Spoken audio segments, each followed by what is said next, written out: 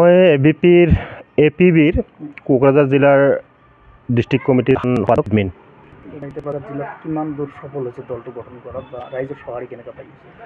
Actually চাওক, আমাৰ APB দলটো আজি গঠন হোৱা 1.5 মাহ বা 2 মাহ হ'ল।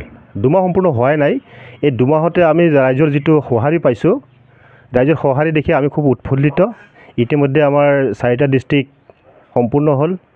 কোকৰাঝাৰ জিলাত আমি 6টা ব্লক কমিটি গঠন কৰিবলৈ সক্ষম হৈছোঁ আৰু ৰাইজৰ সঁহাৰি যথেষ্ট পাইছোঁ।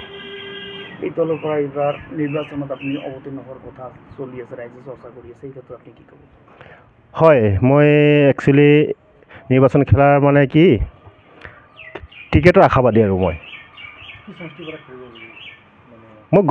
গমা সমষ্টিত খেলিম বুলি মই আশা কৰিছোঁ।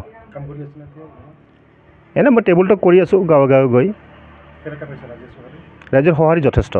নতুন দল হিচাপে ৰাইজে আঁকোৱালি লৈছে আৰু আমাৰ সভানেত্ৰী ডক্টৰ অঞ্জলি বাইদেউৰ নেতৃত্বত ৰাইজে ওলাই আহিছে, বা অঞ্জলি দৈমাৰীৰ নেতৃত্ব খুব ভাল পাইছে ৰাইজে। ৰাইজলৈ আপুনি কি মেছেজ দিব, আহ্বান জনাব? হয়, মই ৰাইজক এইটোৱে আহ্বান জনাম, আপোনালোকৰ চেনেলৰ জৰিয়তে ৰাইজে যাতে স্বতঃস্ফূৰ্তভাৱে আমাৰ এপিপি দললৈ ওলাই আহে, এপিপি দলক সমৰ্থন কৰে আৰু অঞ্জলি বাইদেউৰ যি নেতৃত্ব গ্ৰহণ কৰিবলৈ মই ৰাইজক অনুৰোধ জনাইছোঁ।